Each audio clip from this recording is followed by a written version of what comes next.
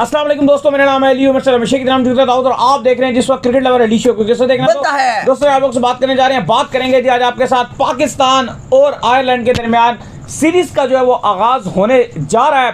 बिल्कुल आप कह रहे हैं कि पाकिस्तान और आयरलैंड की सीरीज अब एक दिन की दूरी पर बाकी है, यानी कि जुम्मे के दिन जो है पाकिस्तान और आयरलैंड की सीरीज का पहला मैच खेला जाना है। आमिर को लेकर भी बुरी खबर आ रही है, क्या खबर है वो भी शेयर कर देंगे, लेकिन आज जो मेन मुद्दा है वो तो हमने पहले व्लॉग में भी शेयर किया था। बात करेंगे जी इस शो में कि प्लेइंग 11 पाकिस्तान की क्या होगी, इसके ऊपर बात करेंगे। तो अगर आप हमारे चैनल पर पहली बार आए, चैनल को अभी सब्सक्राइब करना, साथ में बेल आइकन ना भूलिएगा। तो बात का आगाज करते हैं नंबर 1 खबर के साथ जो हमारे पास आ रही है। तो इस वक्त जो नंबर 1 खबर आ रही है हमारे पास वो आ रही है पाकिस्तान और आयरलैंड के हवाले से। जुम्मे को जो है वो दोनों आमने सामने होने जा रहे हैं। आयरलैंड ने भी अपना स्क्वाड अनाउंस किया है, अच्छा स्क्वाड अनाउंस किया है, वही सेम स्क्वाड है जो वर्ल्ड कप में जा रहा है, सिवाय एक बॉलर के जो आईपीएल में उनका मौजूद है, उसको छोड़कर सारे वही हैं।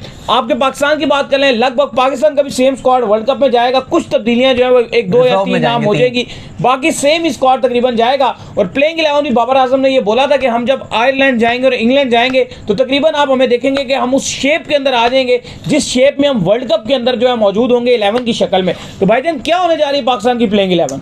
देखिए, पाकिस्तान टीम कल पहुंची आयरलैंड, या आप कह लो कि आज भी हदूद आज का ही आप टाइम रख लो, लेकिन पाकिस्तान टीम का आज मुकम्मल आराम का दिन था। कल पाकिस्तान टीम प्रैक्टिस करेगी। क्लॉन्टार्फ क्रिकेट क्लब आयरलैंड का जो है वो होस्ट करेगा Pakistan versus Ireland first T20 10 तारीख को, फिर 12 तारीख को दूसरा T20 और 14 तारीख को तीसरा T20। जो मोहम्मद आमिर के हवाले से लोग पूछे जा रहे हैं, लास्ट शो में भी हमने बात की थी कि चूंकि अभी तक मोहम्मद आमिर को आप कह लो कि जो वीजा वो इशू नहीं किया गया, जिस पर आयरलैंड क्रिकेट बोर्ड की जिम्मेदारी थी, क्योंकि कहीं भी अगर आप होस्ट जाते हो, कहीं भी जाते हो तो आयरलैंड या कोई भी मुल्क हो तो उसका फर्ज होता है कि अब वीजा जारी करें। लाइक आपको याद होगा कि जब इंग्लिश टीम इंडिया गई थी वहां पे शोएब बशीर को वीजा नहीं दिया गया था, या ऑस्ट्रेलिया जब इंडिया गई थी उस्मान ख्वाजा को नहीं दिया गया था, तो बीसीसीआई को खुल के गालियां दी थी सब ने, चाहे उनके बोर्ड्स वाले हो जाए, चाहे इंटरनेशनल मीडिया हो जाए, अपनी मीडिया ने ओवरऑल भी इंटरनेशनल मीडिया में भी सब ने बीसीसीआई को बुरा भला बोला था कि भाई ये क्या तरीकेकार है कि आप इवन बेन स्टोक्स ने प्रेस कॉन्फ्रेंस में डायरेक्ट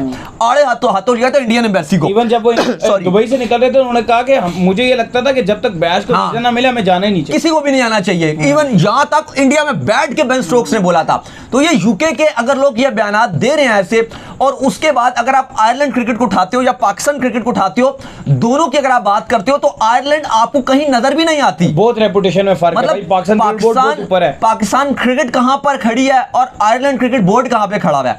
मतलब आप देखो तो आपको दूरबीन से देखना पड़ेगा, फिर भी शायद आपको ऐसा भी होना। देखो अगर पहली बार इशू हो रहा हो, मतलब कि आपने पहली बार जिंदगी में ट्रैवल कर रहे हो तो समझ भी आती है। आप 2018 में आयरलैंड गए, इंग्लैंड की आपके पास मतलब आप कह रहे हैं नेशनलिटी के लिए आप हो रेजिडेंशियल वीजा है कि आप वहां पे परमानेंट रेजिडेंसी जो है वो अपनी रख सकते हो, वो आपके पास मौजूद है। और फिर आप दुनिया भर में ट्रैवल करके लीग्स खेलते हो।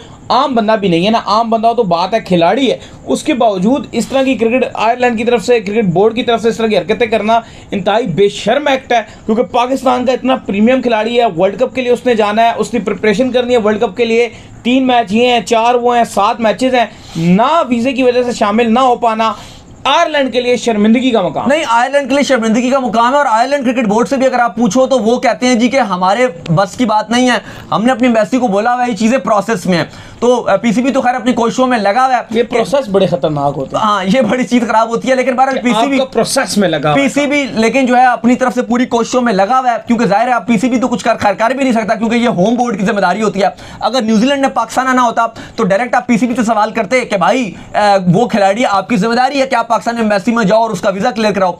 तो अब आप आयरलैंड एम्बेसी से ही, आयरलैंड की जो क्रिकेट बोर्ड है उससे बोलोगे कि भाई अपनी एम्बेसी को बोलो, ये आपका फर्ज है, या तो फिर आप पहले बोल देते। क्योंकि एक और भी इसमें बड़ा इंपॉर्टेंट पॉइंट है, वो ये है कि जब छोटी टीमें बड़ी टीमों को होस्ट करती है ना, तो ये उनके लिए बड़े प्राउड की बात होती है। मतलब आयरलैंड जो है ना, पाकिस्तान की अगर आप बात करो, पाकिस्तान कभी भी आयरलैंड ना जाता।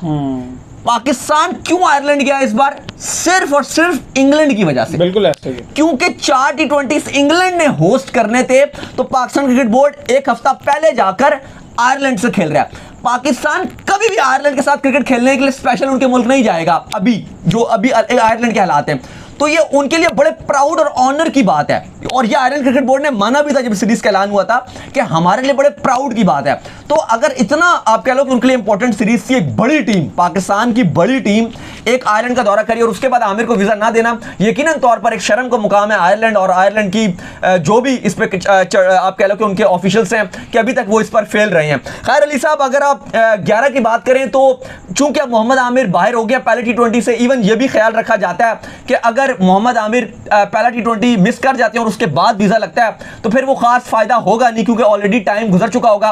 तो फिर पीसीबी ये इरादा रखेगा कि मोहम्मद आमिर डायरेक्ट हेडिंग्ले में पाकिस्तान टीम को ज्वाइन करें, जहां पाकिस्तान और इंग्लैंड की सीरीज खेल सकें, और फिर वो ऑलरेडी जो पाकिस्तान की आयरलैंड के साथ सीरीज है इसमें वैसे ही बाहर हो जाएंगे। तो खैर पहले मैच में तो मोहम्मद आमिर ऑलरेडी आपको कहीं नजर नहीं आ रहे। अब बाकियों की अगर आप बात करते हो, रिजवान की भी अभी फिटनेस आप कह लो कि हैमस्ट्रिंग का वो शिकार थे, रिकवरी की तौर पे लगी हुई है, वो लगे हुए हैं, लेकिन अभी भी अपडेट ये आ रही है कि शायद उनको भी आयरलैंड के पहले 2 मैचेस में तो कोशिश नहीं की जाएगी कि जबरदस्ती उनको टीम में डाला जाए। आजम खान की भी जो फिटनेस है आपको पता है, इसलिए वर्ल्ड कप का भी स्क्वाड अनाउंस नहीं किया था। आजम खान के हवाले से भी अपडेट यही है कि उनको भी अभी फिटनेस उनके सवालिया निशान है।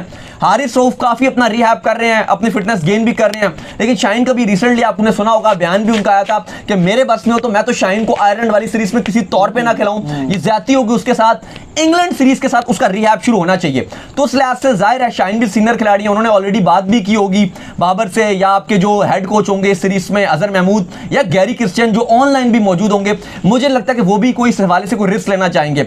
इरफान खान नियाजी के वाले से अपडेट जा रही है कि वो काफी हद तक जो है वो ऑलमोस्ट रिकवरी कर ही चुके हैं, वो बहुत करीब है, बाकी जो है वो बस लाइन में लगे हुए हैं। 11 के हिसाब से जो अली साहब जो अपडेट आ रही है, कल पाकिस्तान बाकायदा तौर पर आयरलैंड में प्रैक्टिस का आगाज कर देगा, जहां पर पाकिस्तान की 11 को हतमी शक्ल दी जाएगी कल। लेकिन जो सोर्स कोट कर रहे हैं आयरलैंड से वो यही आ रहे हैं कि पाकिस्तान मिली जुली जो न्यूजीलैंड के अगेंस्ट सीरीज खेली गई थी उसमें मिली जुली 11 प्लेइंग 11 जो है वो रखेगा। आज की एक और अपडेट भी है, वो ये भी है कि शादाब खान और हसन अली ने भी पाकिस्तान टीम को आयरलैंड में आज ज्वाइन कर लिया।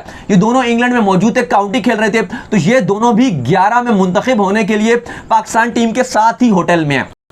ओपनिंग की अगर बात की जाए तो सेम ऐसा लग रहा है कि एक बार फिर से साइम अयूब को मौका देने के लिए तैयार हो गए बाबर आजम। साइम और बाबर जो है वो ओपनिंग करेंगे, लेकिन यहां पर एक बड़ा सवाल है और वो ये है, साइम जो है वो खुदा का वास्ता भाई चांसेस, ये आप कह लें कि मेरे हाथ जुड़े हुए हैं भाईजान। पाकिस्तान क्रिकेट का जो एरा है वो अटैकिंग क्रिकेट की तरफ रवां दवा है और ये आपको मिल चुकी है। ये आप कह लो कि ये चीज आपके हाथ में है, पाकिस्तानी फैंस के हाथ में नहीं है। आप अगर फेल होंगे चुप करके बाबर आजम रिजवान को दोबारा ओपनर ले आएंगे, और हम सबको पता है कि अगर रिजवान एज अ ओपनर वापस आ गए तो फिर हम उसी क्रिकेट की तरफ जो है रवा दवा हो जाएंगे। 40 बॉलों पे 55 रन कंसिस्टेंट रन, 40 बॉलों में 50 रन टुक टुक, पीछे से फिनिश नहीं किया। इफ्तिखार को करना चाहिए था, इफ्तिखार को 8 ओवरों में 100 रन कर देने चाहिए थे, फलाने को इतने करने चाहिए थे। भाई सबसे आसान T20 में ओपनिंग है, तो साइम अयूब साहब खुदा का वास्ता थोड़ा होश कीजिए, ये अपने स्टाइल मारना छोड़ें, नो लुक शॉट तो फलानी शॉट तो ढींगी शॉट। भाईजान प्रॉपर अपनी बैटिंग करें जो आपकी बैटिंग है, और एक बार करके दिखाएं भाई। आयरलैंड के अगेंस्ट तो आपके इवन ये आयरलैंड नीदरलैंड इनके अगेंस्ट तो जब शर्जील खान जाया करते थे ना, इनके छक्के छुड़ा देते थे, 150 मारा था, छक्के छुड़ाते थे 150, इनको बताते थे कि कैसे खेला जाता है। आयरलैंड के अगेंस्ट शर्जील खान ने 150 मारा था, तबाहकुन बल्लेबाजी की थी ओडीआई में। खैर नंबर 3 पे उस्मान खान के साथ ही जाया जाएगा, उनको पूरी टीम मैनेजमेंट का एतमाद है कि भाई आप कीजिए, ऑलरेडी यूएई उन्होंने छोड़ा हुआ है, तो होपफुल है कि आयरलैंड के अगेंस्ट वो रन बना के अपना कॉन्फिडेंस जरूर हासिल करें, क्योंकि इंग्लैंड की सीरीज बड़ी डेंजरस होगी पाकिस्तान के लिए, बड़ी आपका एग्रेसिव स्टाइल में होगी, उनके ऑलरेडी आईपीएल के खिलाड़ी ज्वाइन कर लेंगे तो बड़ी मुश्किल होगी। उससे पहले ये एक ऐसी सीरीज है कि जहां पाकिस्तान अपने आप को ठीक कर सकता है, अपने एक वार्म अप के तरीके से खेल सकता है, तो एक ऑप्शन है। स्पेशली जॉश लिटल ऑलरेडी वो आईपीएल की वजह से वो भी नहीं है, तो थोड़ी सी आयरलैंड की बॉलिंग भी हल्की रहेगी, तो पाकिस्तान के पास बड़ा मौका है, अगर इसमें भी अवेल ना कर सके तो बड़े अफसोस की बात होगी। खैर 3 पे आपके उस्मान खान आएंगे, 4 पे आपके फखर जमान आएंगे। आज उनकी आईसीसी ने रैंकिंग भी T20 की जो अपडेट की है, क्योंकि 2 मैच में उन्होंने अच्छे रन किए थे। अली साहब फखर जमान 4 पे ही खेलेंगे, 2 डाउन पे। नंबर 5 पे इतलात ये आ रही हैं कि जो सलमान अली आगा हैं, बाबर आजम उनको 11 में मौका देंगे और इस सीरीज में, आयरलैंड की सीरीज में सलमान अली आगा को प्रॉपर मौका दिया जाएगा। तो बाबर आजम का ये मानना है कि जो पाकिस्तान और न्यूजीलैंड की जो सीरीज हुई थी उसमें पाकिस्तान का मिडल ऑर्डर जो है वो नाकाम हुआ है, जिसकी वजह से और जिसके चलते जो है आगा सलमान को ऐड किया गया और उनको ये लगता है कि जैसे PSL में वो शानदार आके मिडल ऑर्डर में रन्स कर रहे थे तो शायद वो यहाँ भी रन्स कर। बिल्कुल। अब बैटिंग ऑर्डर लेट्स सी के परसों किस तरह से होता है, क्योंकि शादाब खान को भी पिछले 5 नंबर पे खिला रहे थे और कहा गया था बाबर की तरफ से भी और शादाब की तरफ से भी कह रहा था और आगे भी। चलो इससे ऊपर तो नहीं जाएंगे, लेकिन 5 भी बहुत ऊपर है। अगर आप देखो जिस तरह से ओपनर आपके 4 पे खेल रहे हैं, ओपनर फखर जमान 4 पे खेलते हैं, वो तो कहते हैं मैं 3 नंबर पे नहीं। अब चलो अब फखर जमान को हटा दो, आप उस्मान खान को हटा दो, साइम अयूब को हटा दो, ये भी बहुत अर्ली नंबर है। 5 भी अगर आप देखो ना तो ये उनके लिए जस्टिफाई करता है। और शादाब ने रन भी बनाए पिंडी वाले मैच में, न्यूजीलैंड के अगेंस्ट बड़ा जबरदस्त खेले थे, रन भी बनाए, ऐसा नहीं है कि रन नहीं उन्होंने बनाए। तो अब शादाब को अगर आप 5 पे करोगे तो ऐसा ना हो कि आगा सलमान के लिए बहुत लेट हो जाए। लेकिन बहरहाल नंबर तो चलो आप कह सकते हो आगे पीछे होंगे, तो उस लिहाज से नंबर 5 पे या आगा सलमान को दे देंगे। फिर यही होगा कि 6 पे अगर शादाब को रखते हैं तो इफ्तिखार के लिए भी लेट हो सकता है। बहरहाल फिर 7 नंबर पे आपके इफ्तिखार अहमद आएंगे। फिर 8 पे उसके बाद पॉसिबल ये है कि इमाद वसीम और इब्रार में से किसी एक को मौका मिलेगा।